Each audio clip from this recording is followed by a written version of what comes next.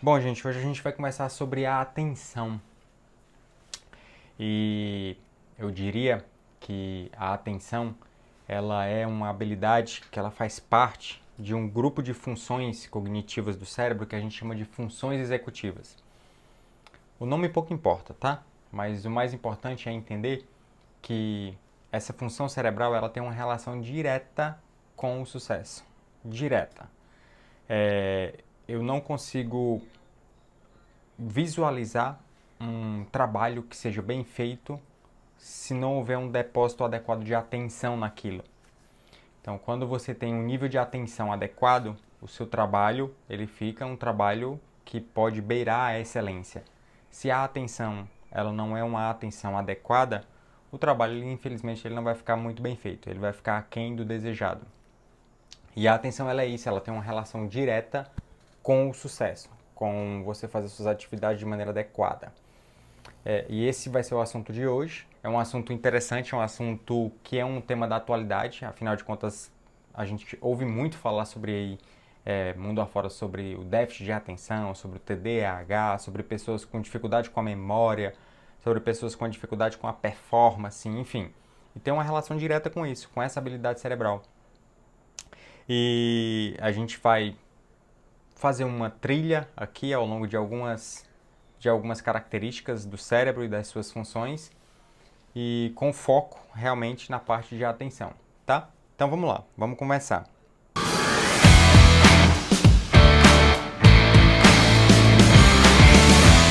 Bom, eu anotei aqui algumas coisas, então todas as vezes em que eu abaixar aqui, realmente é porque eu estou dando uma olhadinha para eu não deixar de falar coisas importantes, tá? Outra coisa é que às vezes eu vou ficar olhando para um lado e para o outro, é porque também tem outra câmera aqui que é para o pessoal do YouTube, tá bom? Então, vamos lá. Primeiro passo, né? O que é que significa ter atenção, né? O que é a atenção?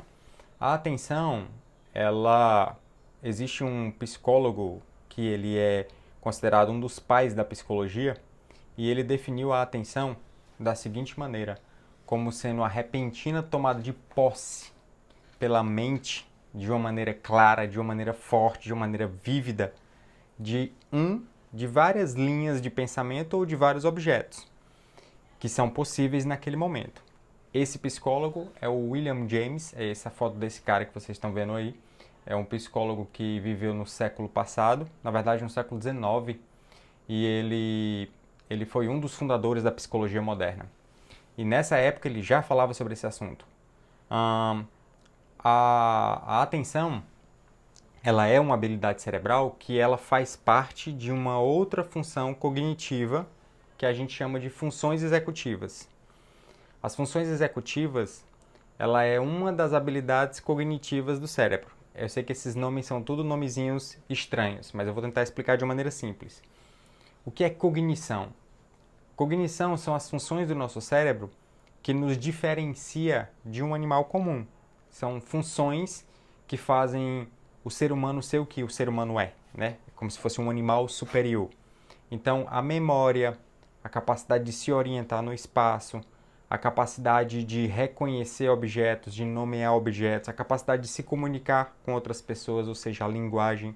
Tudo isso são funções superiores do cérebro. Você não vê um cachorro se comunicando com outro com uma linguagem tão aprofundada como a nossa, né? Em palavras, em frases. Isso não existe, ou seja, isso é exclusivo do ser humano. Até existe uma certa linguagem, né? Mas é uma linguagem bem inferior, não é uma linguagem cognitiva como existe nos seres humanos. A memória, por exemplo, a capacidade de você lembrar de fatos do passado, de você lembrar de fatos do que aconteceu há 2, 3 dias atrás, de você ter uma memória em relação a conhecimentos gerais, tudo isso faz parte das funções cognitivas. E uma dessas funções é a que a gente chama de funções executivas. E o que é essa função? Essa função, eu diria que ela é a mais importante em relação a você ter uma independência na vida, em relação a você prosperar, em relação a você ter sucesso. E dentro dessa função existe a atenção. O que é essa função executiva? É a capacidade que a gente tem de planejar, de executar e de monitorar uma tarefa. Vou explicar de maneira simples. Imagina que você vai fazer um café. Quando você vai fazer um café, você tem um passo a passo na sua mente, né? Primeiro eu vou pegar o pó de café, depois eu vou pegar a panela, vou colocar água na panela e vou esquentar a água. Depois eu vou pegar o fio. Existe um passo a passo.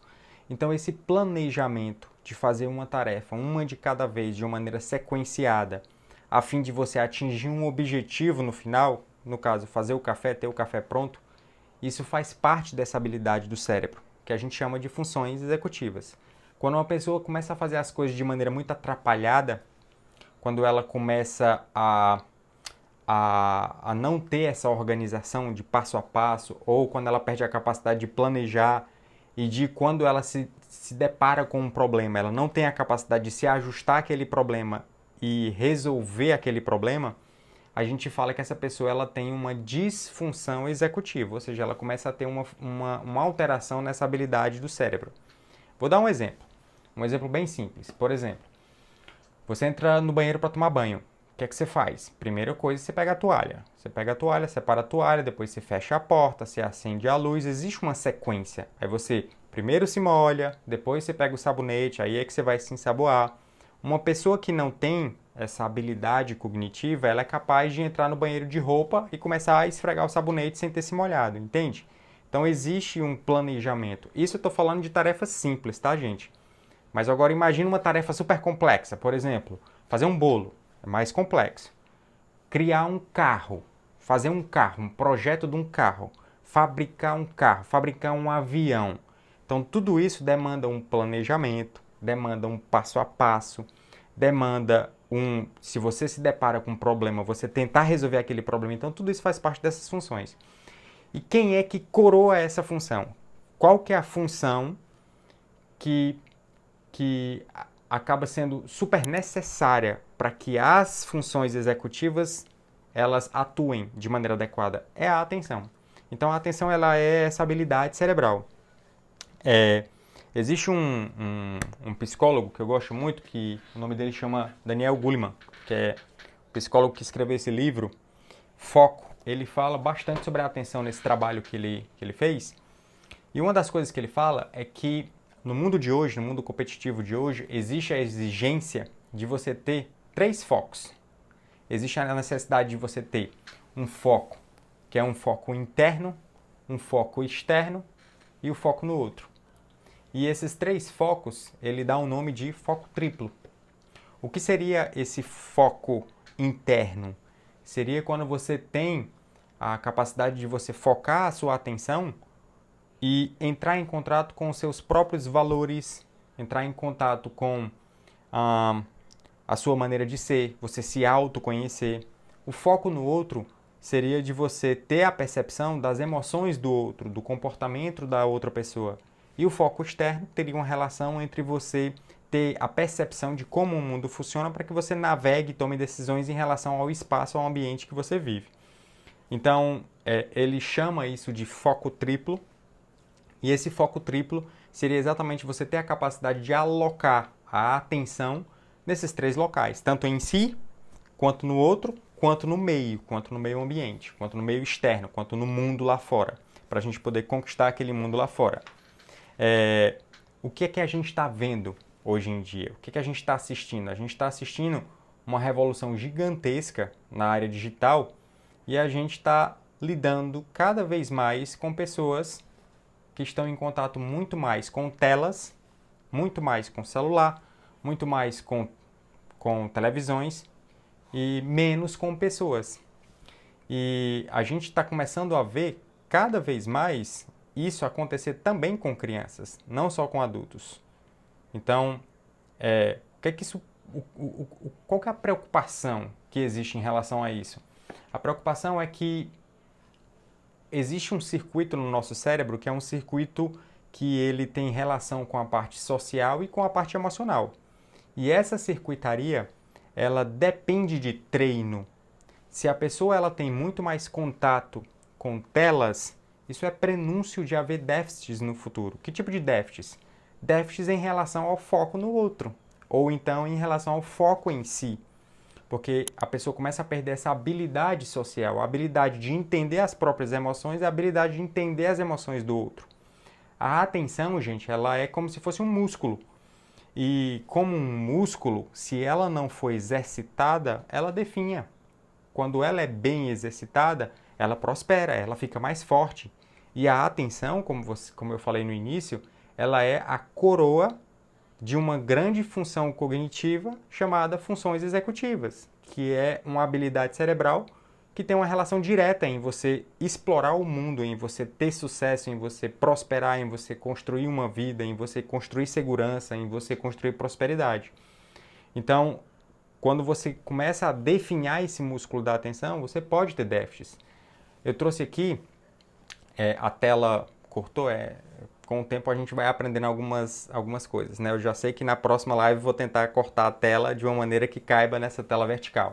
Mas o que eu coloquei aqui? Coloquei uma foto de crianças interagindo muito mais com o celular do que com o coleguinha, do que com os outros, e coloquei a recomendação da Sociedade de Pediatria em relação ao tempo de tela. Olha só que interessante.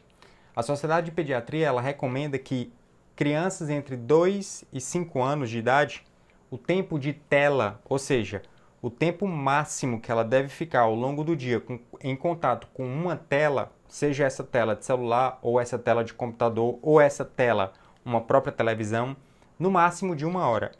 E a recomendação é de que crianças entre 6 anos e 10 anos, o tempo máximo seja de 2 horas. Isso é o que a gente vê hoje em dia?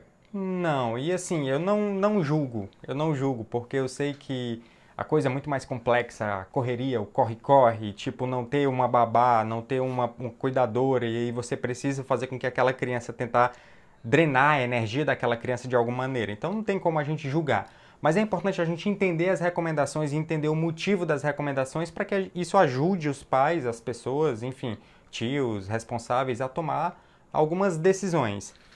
Mas o fato da criança estar mais em contato com tela, isso sim faz com que o músculo da atenção, isso é uma das coisas, tá, gente? Existem várias outras.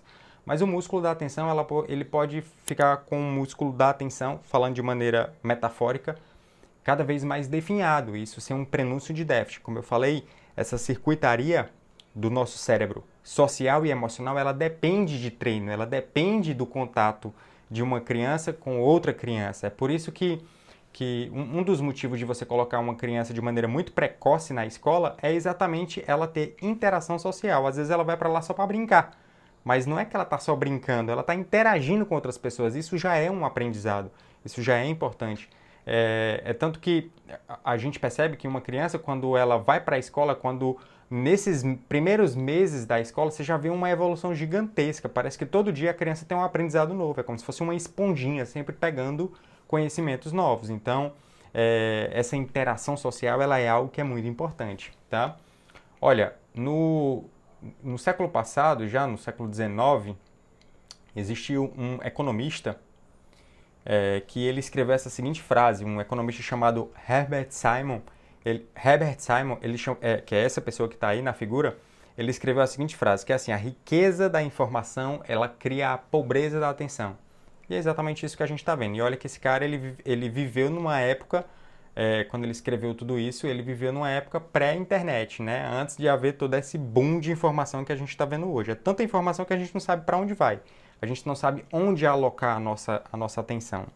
E vamos lá. A atenção, ela é um foco. A atenção, ela é como se fosse o olhar da mente. Se você não coloca o olhar da mente naquilo, aquela informação, ela não entra na mente.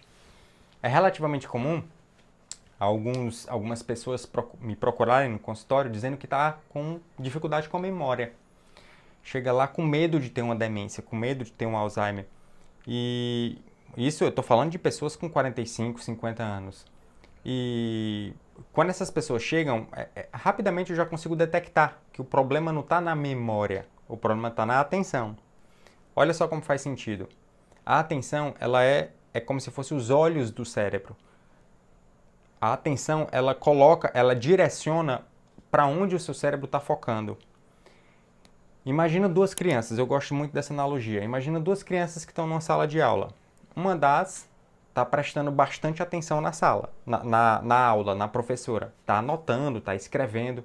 E a outra criança está no mundo da lua, assim, está com os pensamentos sonhando acordado. Está olhando para a professora, mas o cérebro dela está viajando. Qual das duas vai lembrar da aula? A criança que está prestando atenção. Então, não é que a outra criança tem uma dificuldade com a memória. Na verdade, a outra criança não prestou atenção. A outra criança é como se os olhos do cérebro dela não tivessem olhado para a professora. Os olhos estavam lá, mas a mente estava em outro lugar. Então, a atenção ela é o foco. O que é que faz? Qual é o contrário da atenção? É a distração. E existem basicamente dois tipos de distrações. Existem basicamente duas maneiras de se distrair. Existe o que a gente chama de distração sensorial e existe o que a gente chama de distração emocional. Imagina uma pessoa lendo numa cafeteria, né? Essa foto que eu coloquei aí é uma foto que é bem ilustrativa. Essa pessoa que está lendo, ela está tentando focar no livro. Ao mesmo tempo, o cérebro dela tem que fazer o seguinte trabalho. Ele tem que começar a reduzir os ruídos. Quais ruídos? O cheiro do café, o barulho das pessoas conversando, o entra e sai de pessoas, ou seja, o campo visual de pessoas se movimentando. Essa é como se o cérebro dessa pessoa precisa ignorar todas essas distrações e focar no que importa, que seria, no caso, a leitura. Isso são distrações sensoriais, ou seja, são informações que entram através dos órgãos do sentido, visão, audição, cheiro, tato, ouvido, audição, né? Então, o cérebro dessa pessoa ela tem que aumentar o sinal do que importa, que no caso seria a leitura, e reduzir o sinal dos ruídos, né? Das outras informações que está chegando no cérebro dessa pessoa. E o cérebro faz isso. Qual é a parte do cérebro que faz isso? O lobo pré-frontal, que é essa região que fica atrás da testa. É ele quem meio que vai direcionar para onde que você vai focar a atenção. E existe outro tipo de distração, que é a chamada distração emocional. Essa distração emocional, ela é mais poderosa. Alguém que já tentou estudar para uma prova após ter terminado um namoro, por exemplo, sabe do que eu estou falando. É difícil. O pensamento está sempre naquilo. Ou então, uma pessoa que acabou de ter um ataque de raiva, ficou com muita raiva por alguma coisa que aconteceu, e você naquela hora vai tentar ler um livro. Você não consegue. Seus pensamentos invadem a sua mente sem pedir licença. Isso é uma distração emocional. A distração emocional ela é mais poderosa. Mas olha só que interessante. Existe um... Vou me levantar aqui. Existe uma circuitaria, aqui é o lobo pré-frontal, que é a região do nosso cérebro que meio que comanda a atenção, que comanda essa parte relacionada com as funções executivas. E essa partezinha aqui, que fica mais ou menos nessa região, é o que a gente chama de amígdala. A amígdala, ela é a sentinela do nosso cérebro, a sentinela emocional. É ela quem fica sempre vigiando o que está acontecendo ao nosso redor e ela quem avisa para a nossa consciência quando aparece algo emocionalmente relevante. Então, quando uma pessoa ela terminou um namoro, por exemplo, os pensamentos eles ficam invadindo a mente dessa pessoa. Mas olha só, se essa pessoa tem uma atenção forte, se ela tem um músculo da atenção, que é um músculo bem treinado, um músculo que eu estou falando de uma maneira metafórica, tá? Existe um circuito que consegue meio que inibir essa região. Qual que é a consequência disso? Qual que é a primeira conclusão disso? É que uma pessoa que tem uma atenção bem formada, uma pessoa que tem uma atenção madura, ela é capaz de ter um maior controle emocional. Ela é capaz de ter um maior controle da tempestade emocional que insiste em aparecer todos os dias na nossa vida, né? Afinal de contas, a nossa vida ela tem problemas um atrás do outro e tem turbulências emocionais acontecendo a todo instante. Então, a atenção ela tem também esse papel de fortalecer alguns circuitos na nossa mente e fazer com que a gente tenha uma maturidade, uma serenidade emocional, exatamente por poder inibir essa amígdala, por poder inibir esse sistema límbico. Não é inibir no sentido de parar de funcionar, sabe? Mas inibir no sentido de acalmar e fazer com que a gente foque naquilo que realmente importa. Olha que interessante. Vamos para frente. Eu falei do lobo pré-frontal, Eu vou te mostrar aqui uma figurinha do lobo pré-frontal que eu deixei reservado. É essa região que fica atrás da testa. Essa região é a região que ela é meio que é nessa área onde você experimenta o seu eu. É essa parte que faz você ter a consciência dos seus pensamentos. Tipo assim, deixa eu explicar de uma maneira mais simples, que isso aqui é algo que ao primeiro momento pode ser complicado de entender. Eu sou médico, então eu já me deparei com várias situações e tem algumas situações que fica bem fácil de entender isso. Às vezes, numa UTI, a gente se depara com pacientes que estão com um nível de consciência reduzido.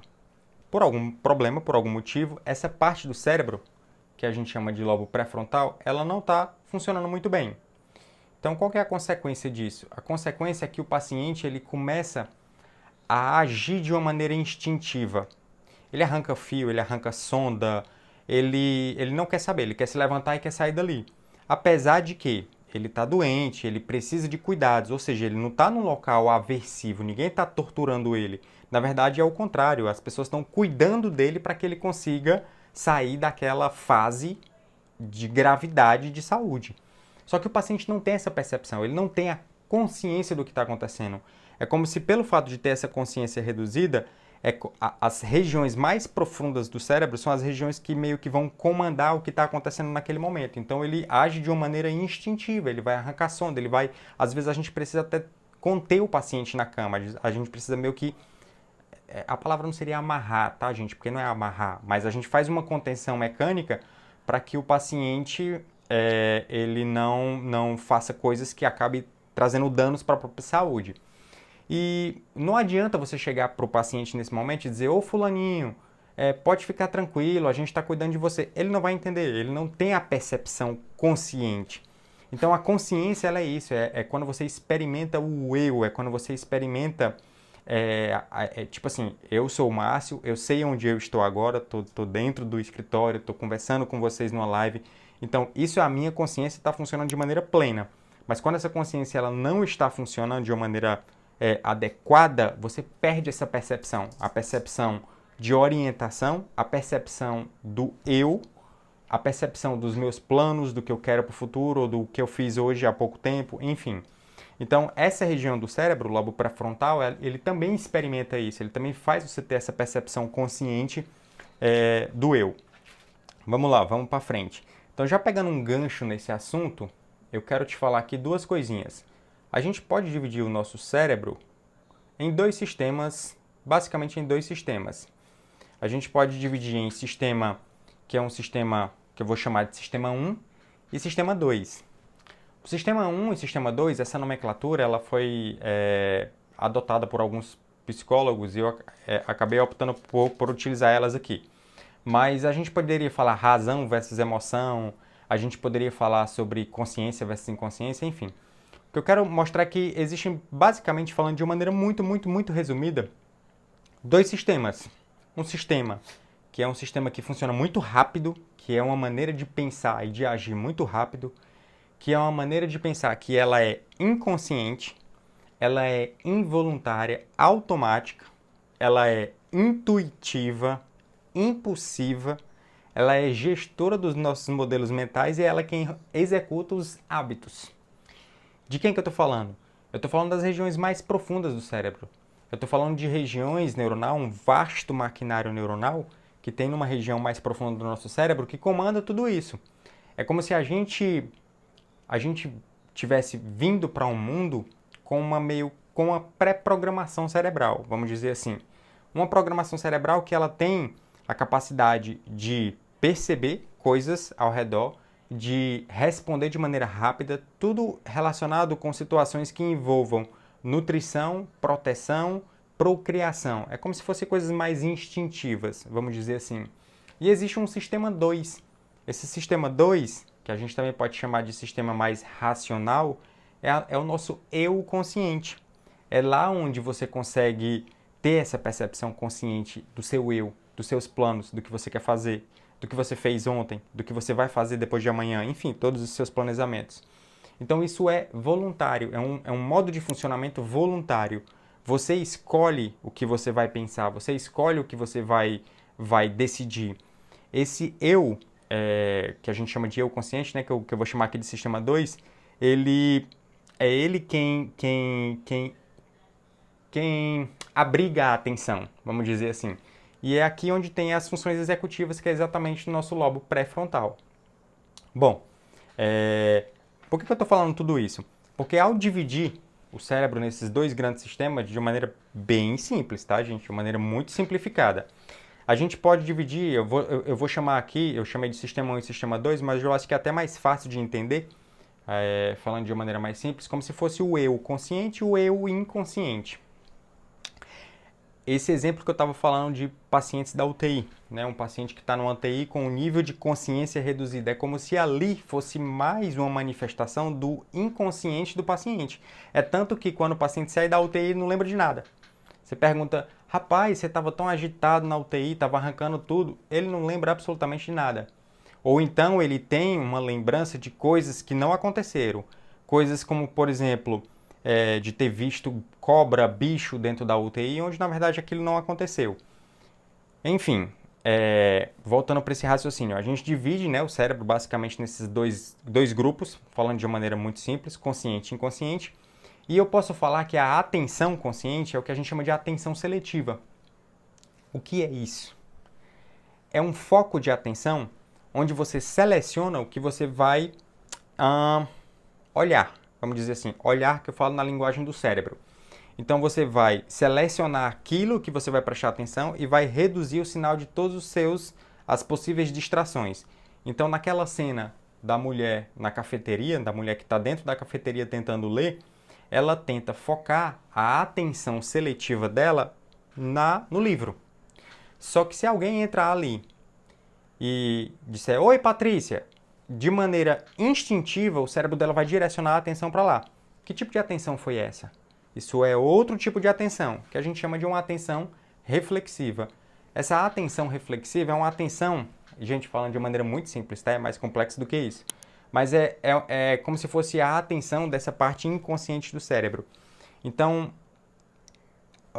eu vou tentar explicar de uma maneira mais simples ainda, tá? Ó, essa região aqui, a gente chama de amígdala.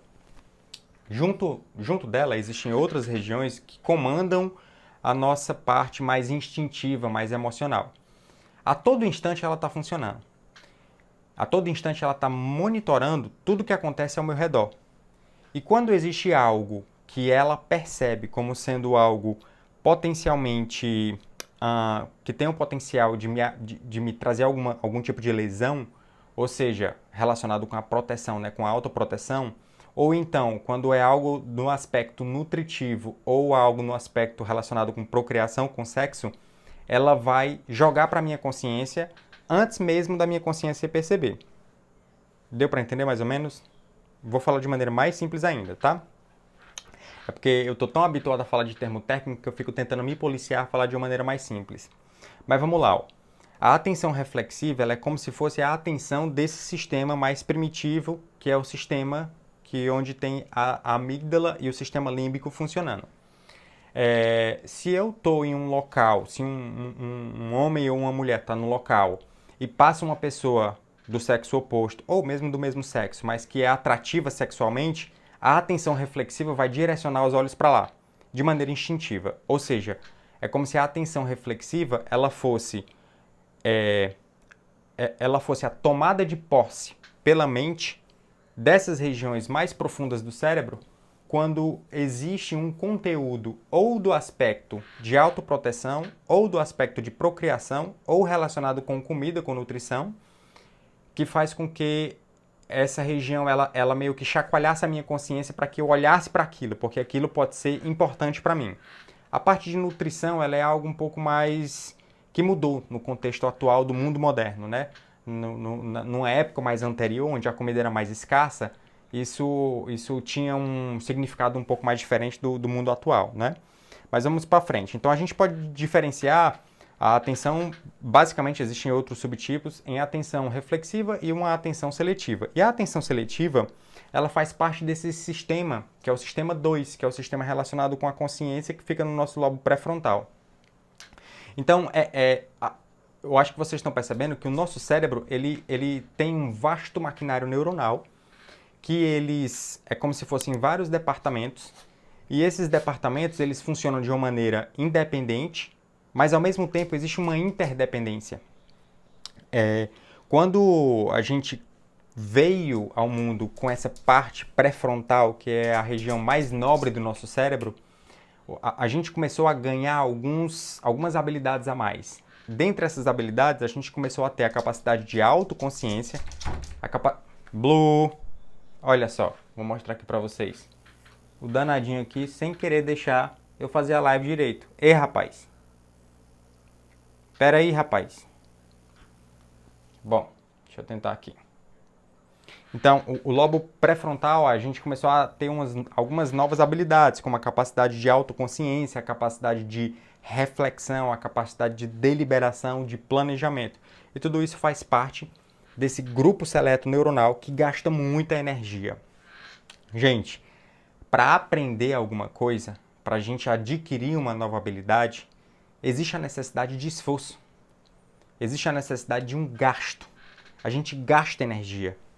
E uma das moedas que a gente gasta, além da energia, é a moeda da atenção. A atenção, ela é uma habilidade que ela é escassa no nosso cérebro. Como eu falei, existem esses dois sistemas, o consciente e o inconsciente. O inconsciente, ele é multitarefas. Ele consegue monitorar várias coisas ao mesmo tempo. O nosso maquinário inconsciente está monitorando nesse momento a minha pressão, o meu pH do sangue, a batida do meu coração, a quantidade de oxigênio. Mas a minha mente consciente, ela consegue fazer só uma coisa de cada vez. Ah, as mulheres conseguem fazer várias coisas ao mesmo tempo. Sim, elas têm até uma capacidade um pouco maior do que os homens. Os homens são mais focados. Só que, mesmo as mulheres, se for habilidade, se forem uma tarefa que exige mais atenção, ela não vai conseguir fazer duas coisas ao mesmo tempo. Ela não consegue fazer uma conta de multiplicação de cabeça, por exemplo, 53 vezes 17, fazendo uma curva à esquerda num tráfego, num trânsito gigantesco em Fortaleza. Não é possível. Ela faz uma coisa ou ela faz outra, senão ela acaba tirando o foco de atenção do que realmente importa e acaba cometendo erros. Então a atenção ela é uma moeda, vamos dizer assim, que ela é escassa no nosso cérebro. E para ela funcionar exige atenção. Desculpa, exige energia, exige esforço. O nosso cérebro precisa focar. Como eu falei, é como se a gente tivesse vindo ao mundo com uma pré-programação cerebral. Essa pré-programação cerebral seria mais esse sistema inconsciente que nos permite ter a capacidade de autoproteção, de buscar comida e de procriar. Em cima dessas habilidades mais básicas, a gente precisa adquirir outras capacidades para nos fazer ser gente, vamos dizer assim, entre aspas, né? Por isso que a gente coloca os filhos na escola. As crianças, elas odeiam fazer tarefa de casa, odeiam fazer tarefa de classe, odeiam sentar numa cadeira para poder aprender matemática. Elas não gostam. Por que elas não gostam? Porque precisa gastar energia.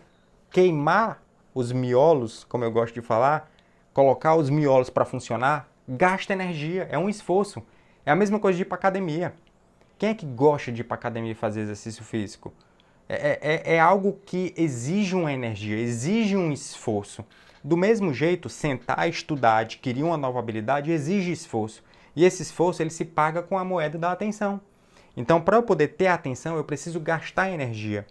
A atenção seletiva, ela precisa de energia. Já a atenção, que ela é uma atenção reflexiva, não. Ou seja, o nosso sistema inconsciente ele é multitarefas. Ele está monitorando várias coisas ao mesmo tempo. E ele gasta pouca energia. É por isso que é tão importante ter hábitos. É por isso que é tão importante cultivar bons hábitos. Por quê? Porque os hábitos fazem parte desse outro sistema. Do sistema que é mais inconsciente. Do sistema que gasta pouca energia. Então, se eu tenho o hábito, se eu tenho um sistema 1, como eu falei, que ele está mais programado de uma maneira mais adequada, é como se eu tivesse ajustado todos os botãozinhos do meu computador para me direcionar para um caminho que é um caminho que eu quero atingir, o caminho dos meus sonhos. Por isso que é tão importante a gente entender o funcionamento do cérebro, porque quando a gente aprende isso, a gente consegue regular um equilíbrio que existe entre o benefício e o custo. Olha só, quando você vai comprar alguma coisa numa loja, vamos supor que você precisa comprar um computador. E aí você pesquisa e você diz, beleza, vou comprar esse computador aqui. E você encontra duas lojas. As duas lojas estão vendendo o computador com um preço diferente. É o mesmo computador. Numa loja o preço está mais alto, na outra loja o preço está mais barato. Qual que você vai comprar? O mais barato. Por quê? Porque você quer gastar menos. Do mesmo jeito a atenção. A atenção, ela exige esforço. E a gente tem... existe a lei do menor esforço, onde a gente acaba alocando a nossa atenção naquilo que exige menos esforço. Se existem dois caminhos para você atingir um objetivo e um dos caminhos você precisa gastar mais energia e no outro você gasta menos, você vai pelo caminho que gasta menos energia. Isso é a lei do menor esforço. A gente funciona dessa maneira. Agora, a gente coloca numa balança, num equilíbrio, a relação entre o benefício e o custo. Quando a gente percebe que aquilo ali vai me trazer um benefício maior, eu pago aquele custo, eu pago aquele valor. Então, se na outra loja que estava vendendo um computador mais caro, ela vende mais caro, mas porque ela me dá mais benefício, aí sim vale a pena eu pagar. Então, por isso que adquirir novas habilidades exige um esforço e você só vai alocar esse esforço se você perceber um benefício. Por que eu estou falando isso? Por que as pessoas vão para a academia? Se é tão chato, se é tão difícil, porque sabe que existe um benefício. Esse benefício pode ser um benefício estético e a pessoa se sentir bem, se sentir mais atraída e poder, sei lá, se sentir com a autoestima melhor para poder namorar, ou pode ter um foco mais voltado para a saúde. Então existe um benefício, existe uma escolha. Por isso que é tão importante entender o funcionamento do cérebro, porque quando você entende tudo isso, você consegue alocar o esforço no local mais adequado para te trazer um benefício mais interessante, como, por exemplo, você formar bons hábitos de vida. Se você forma bons hábitos de vida, você programa o seu sistema 1, que é o seu sistema inconsciente, para te direcionar para o local onde você quer ir. Entende? Então, por isso que eu venho falando tanto sobre esses assuntos, sobre hábitos, sobre cérebro, sobre comportamento, enfim. E hoje foi esse tema, foi o tema da atenção. Eu sei que essas palavrinhas são palavrinhas que são um pouquinho complexas, são palavrinhas novas, é difícil de entender, mas repito várias vezes e tento trazer o máximo de analogias para que isso fique um pouco mais palatável, beleza? Deixa eu ver aqui se teve alguma dúvida. A Pri tá aí. Tudo bom, Pri? Daniel. Saulo. Boa noite, gente. Se tiverem alguma dúvida, estou super à disposição para a gente bater um papo, tá? Acho que é isso, gente. Patrícia perguntou aqui uma dúvida relacionada com ansiedade. Muito boa. Seguinte. Existe um estudo que eu até citei. Recentemente eu citei esse estudo, que foi um estudo que um dos psicólogos que eu gosto bastante, que é o Mihaly Csikszentmihalyi, ele fez um estudo, e isso saiu numa publicação de um livro em 2002, se eu não me engano, nos Estados Unidos, chamado Good Work. Eu comentei sobre isso aqui em algumas lives anteriores. E nessa pesquisa ele entendeu que a maioria das pessoas ou estão exaustas no trabalho, ou estão distraídas no trabalho, ou estão dispersas. Tudo isso é relacionado com a atenção. Se você tem uma atenção que está pobre, você viaja na sua mente de maneira mais fácil. É como se você viajasse em pensamentos, tipo sonhar acordado, sabe? Você está ali, mas rapidinho sua mente se dispersa. Ou então as pessoas elas estão muito exaustas no sentido de exauridas do ponto de vista energético até, tá? Então são pessoas que estão com um nível de estresse elevado. Quando a pessoa tem um nível de ansiedade que está acima do normal, você tem uma liberação de alguns hormônios de estresse no organismo e isso consome energia. E quando existe um consumo de energia, você tem menos energia para alocar na atenção. É aquele mesmo raciocínio que eu estava falando. Existe a necessidade de energia, de gasto energético, de gasto atencional para você poder focar a atenção. Se a sua energia está baixa porque o seu organismo está ansioso, você está sempre sendo parasitado com pensamentos ansiosos, com pensamentos de cunho relacionado com preocupações, isso vai fazer com que essa energia ela seja menos alocada para o que realmente importa. Qual que é a consequência número 1 disso aí? Um nível de atenção seletiva reduzida. Ou seja, você não consegue focar a sua atenção no trabalho que realmente importa. Consequência é que o trabalho vai ser mal feito. Não tem outro jeito. Vai ficar mal feito o trabalho. Então, sim, a ansiedade ela parasita a atenção. E olha só, eu falei no início da live o seguinte, que é super comum pessoas de 45, 50 anos chegarem reclamando de memória. Quando eu vejo, o problema está na atenção. Doutor, quais são as principais coisas que parasitam a atenção?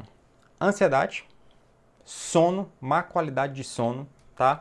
Ronco, pessoas que roncam à noite, tudo isso faz com que o cérebro não consolide, não descanse à noite, então o cérebro fica exausto, ele não funciona bem no outro dia e você não consegue ter um nível de atenção bom no outro dia. Uso de algumas medicações, principalmente benzodiazepínicos, medicações tarja preta, quando são usadas de maneira indiscriminada, tá? Sem uma assistência médica. E por aí vai. E algumas outras doenças, como doença de tireoide, pessoas que têm problema de tireoide funcionando para cima ou para menos. Enfim. Então tudo isso parasita a atenção e tudo isso faz com que a performance cerebral ela seja uma performance reduzida, tá? Paloma fez uma pergunta sobre autismo. Bom, Paloma, depois a gente pode fazer uma live só sobre autismo, tá? Obrigado, George. Bom, gente, acho que é isso. Se tiverem dúvidas, fico super tranquilo para poder... Pois é isso aí, Daniel. Eu até comentei uma frase que me chamou muita atenção, até pesquisei quem era o autor dessa frase, né, que eu citei no começo da live, acho que você não tinha entrado ainda nessa hora, que era uma frase de um economista chamado Herbert Simon, que ele falou exatamente isso, a riqueza da informação cria a pobreza da atenção. E é exatamente isso que a gente está vendo hoje. A gente não sabe para onde olhar, a gente não sabe para onde focar, a gente não sabe o que é importante, o que não é importante, a gente não sabe se aquele conteúdo é um conteúdo que é confiável, que não é confiável. Qual que é a consequência disso? A gente meio que joga tudo para cima e não faz nada, acaba com distrações baratas, vamos dizer assim. Outra coisa, lembrei, quase que eu esqueci de falar uma das coisas mais importantes da live. Quem ficou até aqui vai ouvir, hein? Eu falei o seguinte, eu falei que a atenção ela precisa de energia. Para você focar a sua atenção em algo, existe uma moeda, existe um gasto energético e isso exige esforço. Ou seja, para sentar e aprender alguma coisa, precisa queimar os miolos. É ruim, é a mesma coisa de pegar um peso. Só que existe um nível de energia, existe um nível de atenção, um modo de funcionamento da atenção, que a gente chama de flow. Até falei sobre isso em uma live, na live anterior, que é um modo de atenção onde ela está no nível máximo. É como se o seu cérebro ele ficasse em um estado de uma harmonia cerebral, onde você focasse toda a atenção naquilo e não existe gasto energético. Olha que legal. Pelo contrário, a sensação é uma sensação de bem-estar, não é uma sensação de esforço, é uma sensação de bem-estar. E essa sensação tem uma relação direta com a felicidade. O flow, ele é um modo de funcionamento que foi descoberto por um psicólogo que eu gosto muito dele, que é esse cara aqui, ó. Mihaly Csikszentmihalyi. Esse sobrenome aqui é esquisito. Esse cara, ele descobriu isso, e olha só, o que é o flow? Sabe quando... Isso já deve ter acontecido com todo mundo. Sabe quando você está com um nível de atenção tão focado numa coisa que você tem a sensação de que o tempo passou e você nem prestou atenção? Você tem a sensação de que o tempo passou e você nem se deu conta. Você está tão focado naquilo que é como se, tipo assim, nossa, passaram 5 horas e você nem se dá conta. E a sua sensação é uma sensação de bem-estar, é como se aquilo tudo fluísse. Por isso que o nome é flow, é fluxo, é algo que flui. O flow é um modo de funcionamento do cérebro onde existe um foco atencional máximo. E isso depende muito de uma simbiose entre os seus dons, os seus talentos e aquela tarefa. Geralmente é algo que você goste muito. Então, por exemplo, um atleta de vôlei que ama jogar vôlei, ele se concentra tanto numa partida de vôlei que é como se aquilo ali passasse em um segundo. Uma pessoa que gosta muito de ler, de leitura, pega um livro assim, animal, que está super interessado, ele foca tanto a atenção naquilo que ele lê o livro e parece que o tempo parou e ele conseguiu fazer aquilo com um nível de atenção máximo. Ou seja, o cérebro dessa pessoa é como se estivesse no modo harmônico, onde tudo flui, onde toda aquela energia cerebral ela se direciona para essa região do cérebro e não existe um gasto. Não é que não existe um gasto de energia, que existe, mas é que não existe uma percepção de esforço. Não existe a necessidade de esforço. A nossa atenção no nosso dia a dia precisa de esforço, mas essa atenção, que é a atenção do flow, ela não exige esforço. Hoje mesmo pela manhã eu acho que eu entrei em flow. Eu gosto de fazer algumas coisinhas minhas, de gosto meu, de estudar essas coisas de comportamento, cérebro, e eu me concentro tanto que eu olho para o relógio e passaram 4, 5 horas. Então isso é flow, e o flow ele tem uma relação direta com a felicidade. Isso é provado em estudo, tá, gente? Quanto maior o nível de flow, maior os níveis de bem-estar, menos níveis de estresse, menos níveis de ansiedade, enfim. Então isso é algo que é bem interessante. E de maneira contrária, ainda digo mais, tá? Ainda digo mais. Existe estudo mostrando que uma mente dispersa é uma mente infeliz. Vou deixar aqui escrito o estudo, ó. Esse estudo aí, ó. Esse estudo ele relacionou o seguinte: pessoas que têm uma atenção dispersas, pessoas que facilmente sonham acordados, sabe? Quando você viaja em pensamentos, quando você é uma pessoa que se distrai com facilidade, quando você é uma pessoa que não está no aqui, no agora, você é uma pessoa que tem uma chance maior de ter um nível mais baixo de satisfação com a vida e de bem-estar. É o contrário do flow, tá, gente? A gente falou sobre isso na live passada. Na live passada, para quem não teve a oportunidade, é só clicar aí no Instagram, eu deixei salvo a live. A gente falou sobre a felicidade no trabalho. E eu expliquei exatamente isso, que para você ter uma felicidade plena no trabalho, é necessário existir 3 ingredientes. O ingrediente do flow, tá? O ingrediente de você alinhar as suas forças e talentos pessoais, que eu chamo de forças individuais, em relação com aquele trabalho em si, e você alinhar o propósito. Então, quando você alinha essas 3 coisas, a chance de haver felicidade e bem-estar com o trabalho acaba sendo muito maior. Bom, gente, é isso. É isso aí. Olha, o Daniel falando aí que o Daniel é cirurgião plástico, tá, gente? Cirurgião plástico top, inclusive, lá do Cariri. Toda segunda-feira ele faz live, tá? Amigo pessoal meu, excelente. Então, mulheres que estão a fim de colocar um silicone, uma lipo, siga o Daniel Moraes, é um plástico de mão cheia. Ele falando aqui que entra em flow quando está operando. Isso realmente acontece. Cirurgiões, eles se concentram tanto na cirurgia que, cara, eles ficam ali 8 horas, quando eles levantam a cabeça, caramba, passaram 8 horas, não sente fome, não sente sede. É um nível de foco, de harmonia cerebral impressionante. E isso tem relação com o bem-estar. Pode ter certeza que essa pessoa é aquela mesma sensação quando a gente sai da academia. Eu nunca vi uma pessoa se arrepender de ter ido para a academia. Eu já vi pessoas se arrepender de não ter ido. A pessoa sai da academia, geralmente é uma sensação de bem-estar, é uma sensação de leveza. Então essa é a sensação que o flow traz, tá? Sobre sequela de Covid e memória. Cara, isso é uma pergunta tão...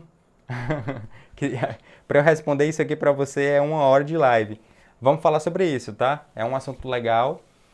Vai ter o congresso agora também de neurologia. Eu acho que vai ter muita mesa redonda sobre esse assunto e sem dúvida eu vou trazer várias coisas sobre esses assuntos aqui para vocês, tá?